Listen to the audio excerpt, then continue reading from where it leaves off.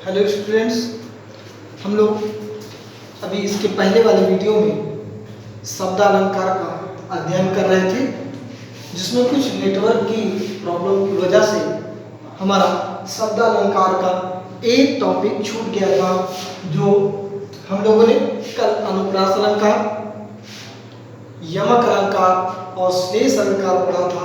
आज हम लोग वक्रोक्ति, चौथा है वक्रोक्ति अलंकार। वक्रोक्ति अलंकार, वक्रोक्ति, वक्र धन उक्ति। वक्र धन उक्ति दो शब्द से मिलकर के बना है।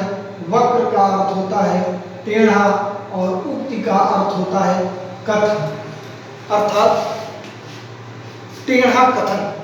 जब किसी कही गई बात में जो मुख्य बात है, मुख्य अर्थ के अतिरिक्त अन्य दूसरा अर्थ निकाला जाए, दूसरा अर्थ भी हो, तो वहां पर वक्रोक्ति अलंकार होता है। बात कहे कुछ और, जाए कहीं और, वक्रोक्ति तासो कहें, श्लेष काक उदय ठौर।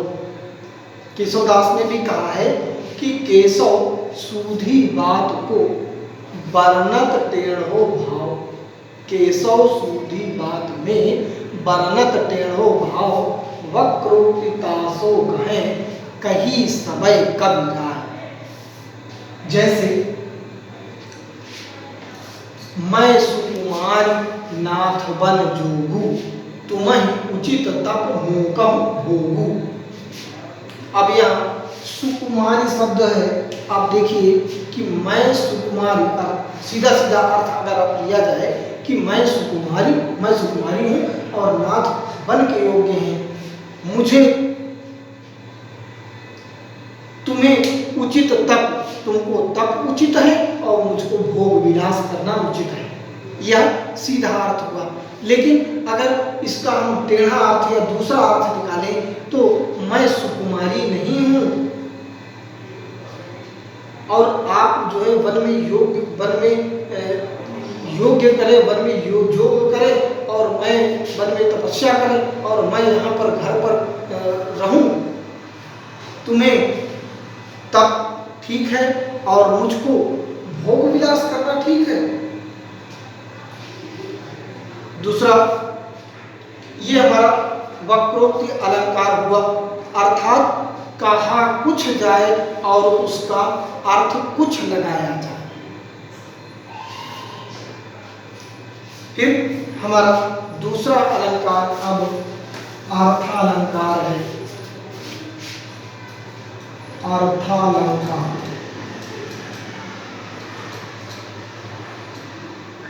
जहां काव्य में अर्थ के माध्यम से चमत्कार उत्पन्न हो। अर्थालंकार ऐसा अलंकार है जिनका सौंदर्य उसके अर्थ पर निर्भर करता है। अर्थात यदि शब्द को हटाकर उसका पर्याय भी रख दिया जाए तो अलंकार पर कोई भी प्रभाव नहीं पड़ेगा।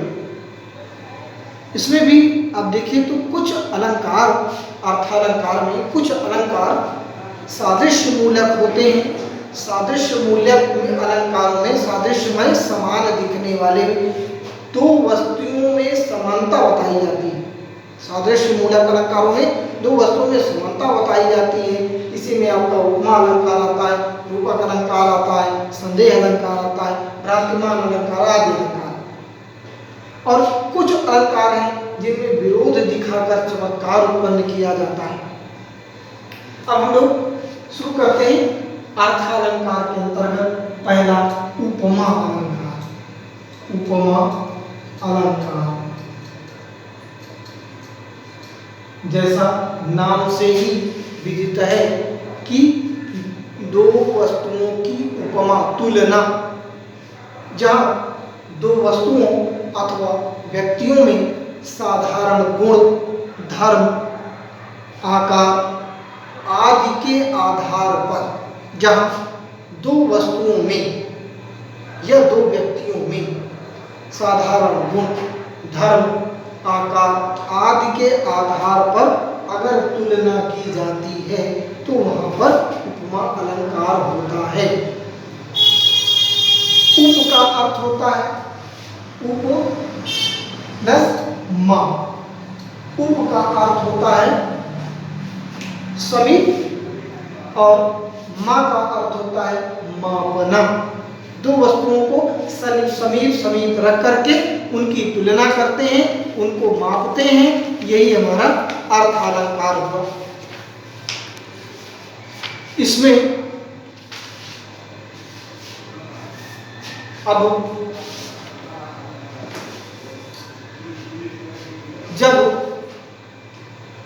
अगर हम एक उदाहरण से पीपर पात सरिस मन डोला, पीपर पात सरिस मन डोला,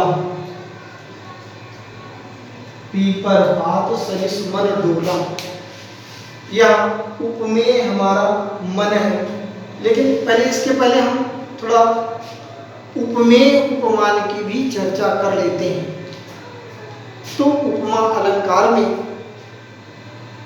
जैसा भी हमने बताया कि किसी वस्तु का रूप, रंग, गुण, आकार स्पष्ट करना हो तो उसे ऐसी वस्तु के सादृश्य या ऐसी वस्तु के समीप रखा जाता है जिसमें वह दोनों में वो विशेषताएं हों, दोनों में वह विशेषताएं हों।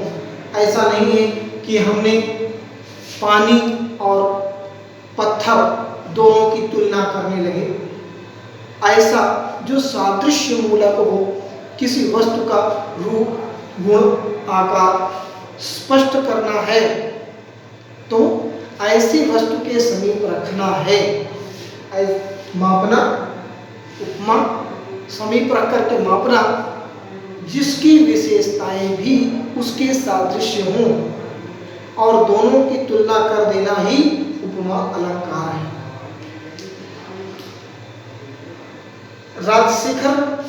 आचार्य राजशेखर ने उपमा अलंकार को संपूर्ण अलंकारों की जननी भी माना है। फिर अब हमने जैसे एक हमारा उदाहरण है, इसमें आप देखिए तो जो उपमा के अंग हैं, उपमा अलंकार के जो अंग हैं वह 4 अंग हैं। उपमेय,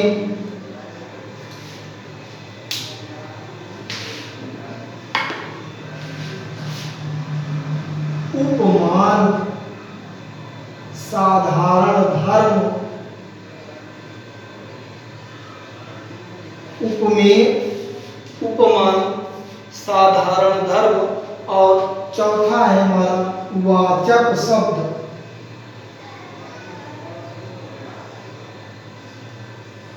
अब इसको हम समझ लेते हैं, एक एक स्पष्ट कर लेते हैं क्या चीज। उपमेय, उपमेय वह है जिसकी तुलना की जाए, उपमेय जिसकी तुलना की जाएगा वह उपमेय है। और उपमान वह है जिससे, ये उपमेय माने जिसकी और जिसकी तुलना की जाए, उपमान माने जिससे तुलना की जाए, या हमारा उपमान है। और साधारण धर्म जिस विशेषता के कारण, जिस विशेषता एक सामान्य गुणधर्म है, एक सामान्य विशेषता है जिसके कारण हम उसका दोनों में समानता या तुलना करते हैं। फिर इसके बाद वाचक प्रकार है, वाचक शब्द है जिस शब्द के माध्यम से तुलना प्रकट की जाती है उसको हम वाचक शब्द कहते हैं। यह 4 हुआ। अब अगर यहाँ पर है पीपर पात सरिस मन डोला, तो इसमें जो उपमेय है, उपमेय माने जिसकी तुलना की जाए। तुलना किसकी की जा रही है? पीपर के पत्ते के समान मन की तुलना की गई तो उपमेय हो गया मन। और उपमान क्या हुआ? किससे तुलना की गई? पीपल के पत्ते से। तो पीपर पात क्या हुआ, उपमान हुआ। फिर इसके बाद साधारण धर्म क्या है, मन डोलना। मन कैसा होता है, चंचल होता है। तो साधारण धर्म मन हो गया, चंचल हो गया। ठीक। फिर इसके बाद जो वाचक शब्द है, वाचक शब्द में क्या है, वाचक शब्द है सरिस। अब हम देखिए कुछ वाचक शब्द है, उसको आपको नोट कर लेना है। उसको आप अगर पेन पेपर लेकर बैठे हो तो उसको आप नोट कर लीजिए। वाचक शब्द में सा, सा सी से, सा सी से, सदृश, सरिस,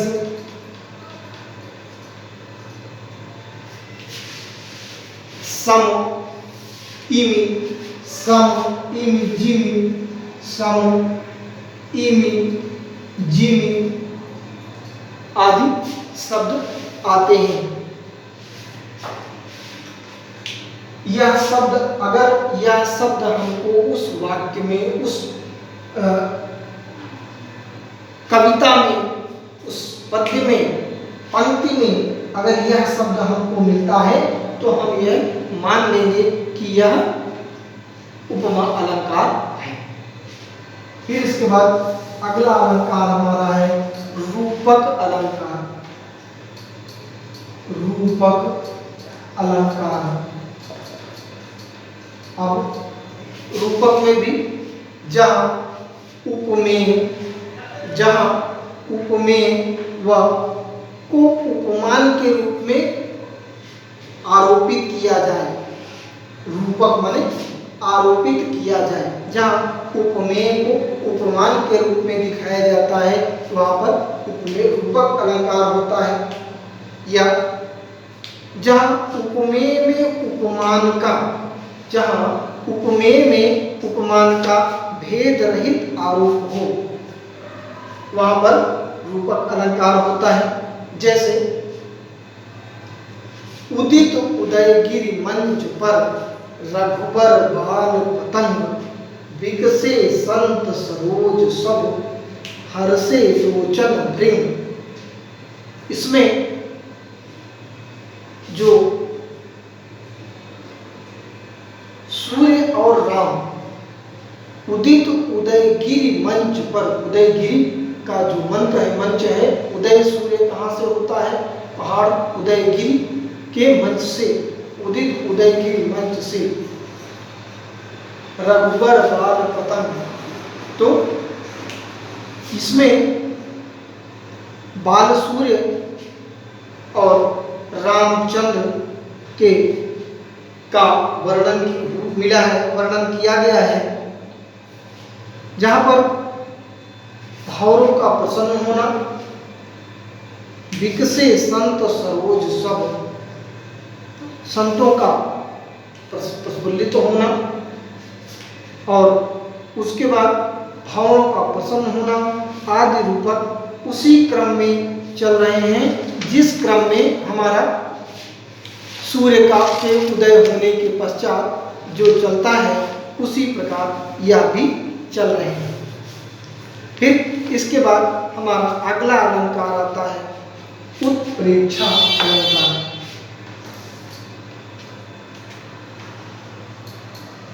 उत्प्रेक्षा अलंकार। उत्प्रेक्षा अलंकार के अंतर्गत आप देखिए जहाँ पर उपमेय में उपमान की संभावना, जहाँ पर उपमेय में उपमान की संभावना की जाए वहाँ पर उत्प्रेक्षा अलंकार होता है। इसमें इसकी जो वाचक शब्द हैं, जो पहचान है, इसमें मन मानो, जन जानो, मानव जानो आदि शब्द इसके वाचक शब्द हैं। मन मानो, जन जानो,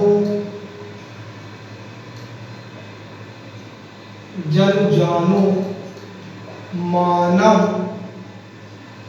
जानव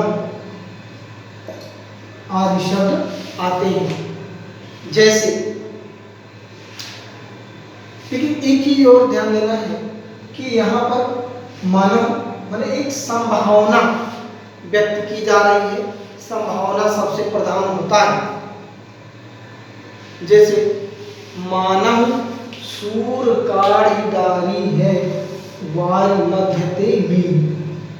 मानव शब्द है, मानव सूर काढ़ीदारी है वायु मध्यते में। मानो सूरदास जी कहते हैं ऐसा लगता है गोपियों का जो विरह है वह मछली को तालाब से बाहर सूर काढ़ीदारी निकाल दिया है वायु मध्य पानी के बीच से मछली वायु मध्य में। मानव समाना की जा रही है। यहाँ पर उत्प्रेक्षा अलंकार है। फिर इसके बाद अगला अलंकार हमारा है एक और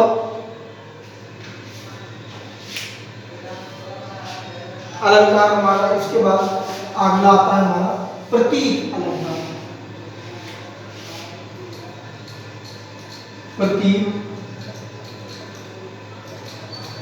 प्रतीक अलंकार।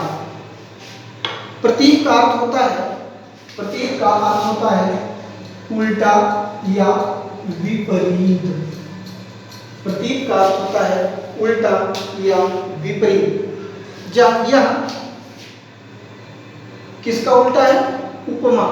यह उपमा का उल्टा रूप दिखाया जाता है, वह प्रतीक अलंकार होता है। इसमें उपमेय को श्रेष्ठ, उपमेय इसको श्रेष्ठ बताया जाता है और उपमान को हीन बताया जाता है। उपमेय को श्रेष्ठ बताया जाता है और उपमान को हीन बताया जाता है। जैसे उतरी नहाए जमुन जल जो शरीर सम श्याम। उतरी नहाए जमुन जल जो शरीर सम श्याम। इसमें यमुना को शरीर सम, यमुना का जो शरीर पानी, यमुना का जो पानी है वह किसके समान? श्याम के समान वो काला है। ये बता करके इसको उपमान को उपमेय बना दिया गया है। फिर इसके बाद हमारा अगला अलंकार है व्यतिरेक अलंकार। व्यतिरेक हमारा अलंकार है व्यतिरेक अलंकार। उपमेय की उपमान से, उपमेय की उपमान से अधिकता, उपमेय की उपमान से अधिकता या उपमान की उपमेय से न्यूनता। उपमेय की उपमान से अधिकता या उपमान का उपमेय से न्यूनता का वर्णन ही व्यतिरेक अलंकार है। जहाँ उपमेय को उपमान से बढ़ा चढ़ा करके दिखाया जाए या उपमेय को उपमान से बड़ा दिखाया जाता है, वहाँ पर व्यतिरेक अलंकार होता है। जैसे संत हृदय नवनीत समाना कहा कविन पै कहे न जाना निज परिताप नवय नवनीता पर दुख द्रवई सो संत पुनीता। संत का हृदय नवनीत के मक्खन के समान है। कवियों ने ये कहा, लेकिन ये कहना नहीं जाना। तो संत का जो हृदय है उसको मक्खन के समान बताया। अब उन्होंने बताया कि जो मक्खन है, मक्खन से भी श्रेष्ठ संत का हृदय है। अगर हम प्रतीक और व्यतिरेक में, जहाँ दोनों में तुलना पर बल दिया जाता है और बढ़ा चढ़ा करके बताया जाता है, उपमान की प्रशंसा करके उपमेय से, उपमान से उसको श्रेष्ठ सिद्ध किया जाता है। लेकिन एक अंतर है, अंतर यह है कि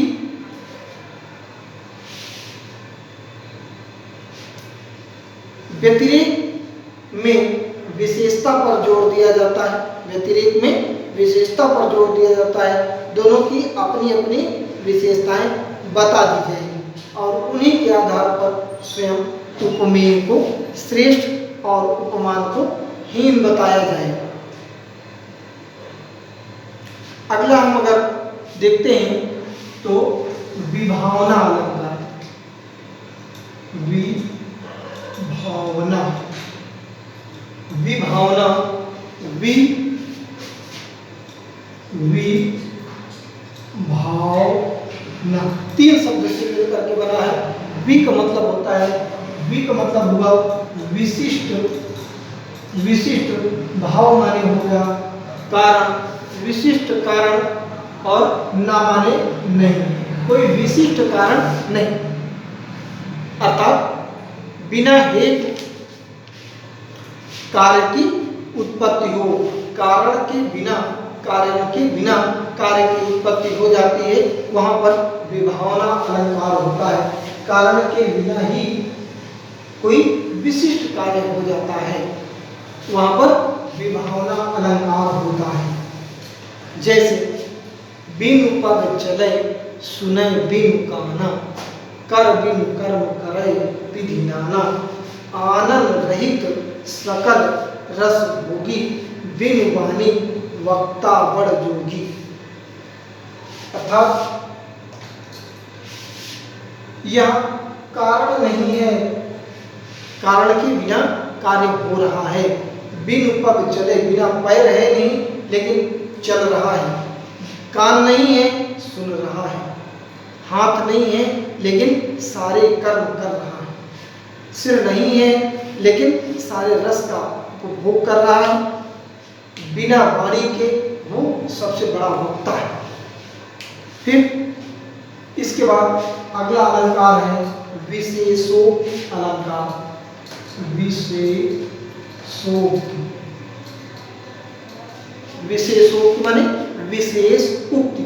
यह यहाँ पर ये क्या है, विभावना का उल्टा है, यह विभावना का उल्टा होता है।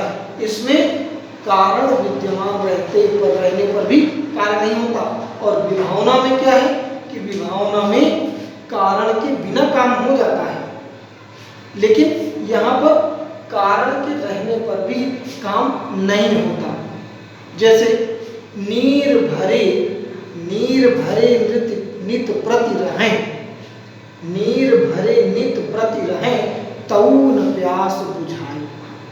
हर समय आंख में आंसू भरा रहता है, आंख में पानी भरा रहता है, लेकिन फिर भी प्यास नहीं बुझती। फूले फलई न बेट, जदत सुधा बरसई जलद, मूरख हृदय न चेत, जो गुरु मिलई बिरंज सम। यानी जो बेत है यह, इसमें न तो फूल आता है न तो फल आता है। चाहे अब कारण में अगर अमृत बरसता रहता है फिर भी न इसमें फूल आएगा न इसमें फल आएगा। जो मूर्ख होते हैं वो, उनके हृदय में कभी भी चेत या बुद्धि नहीं आएगी। अगर ब्रह्मा भी उनके गुरु बन जाएंगे तब भी। जल बिन मीन पियासी, मोहि सुनि सुनि आवै हाँसी। यानी पानी के अंदर रहकर के मछली कह कि हमें प्यास लगी, हमें प्यास है। फिर इसके बाद अगला अलंकार है विशेषोक्ति के बाद समासोक्ति। समासोक्ति अलंकार,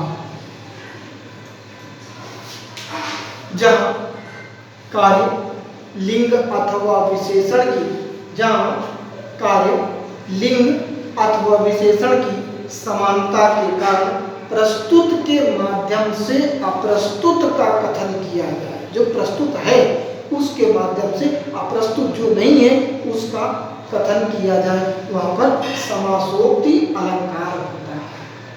फिर से बात, जहाँ कार्य लिंग अथवा विशेषण की समानता के कारण प्रस्तुत के माध्यम से अप्रस्तुत जो नहीं है उसका वर्णन किया जाए, उसका कथन किया जाए, वहां पर समासोक्ति अलंकार होता है।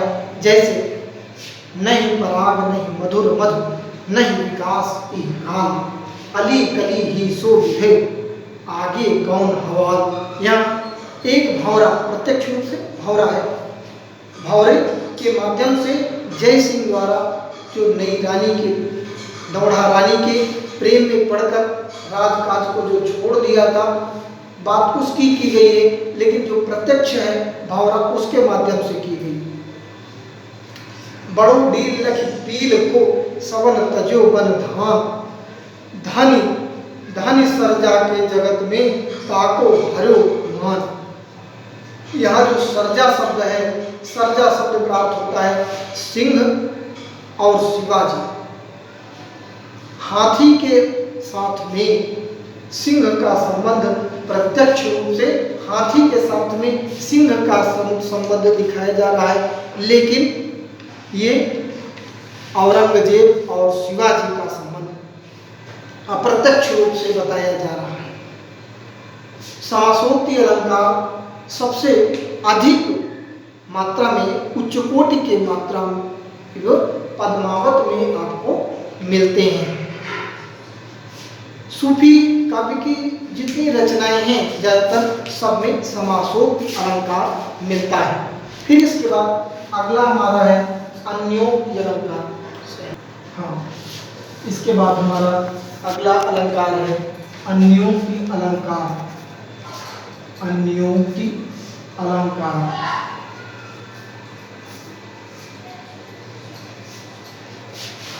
अन्योक्ति जहां अप्रस्तुत के माध्यम से, जो नहीं है अप्रस्तुत के माध्यम से प्रस्तुत का कथन किया जाए, वहाँ अन्योक्ति अलंकार होती है। अभी इसके पहले हमने देखा समासोक्ति में जहाँ पर प्रस्तुत के माध्यम से अप्रस्तुत का वर्णन, यहाँ अप्रस्तुत के माध्यम से प्रस्तुत का कथन किया जाए, वहाँ पर अन्योक्ति अलंकार होता है।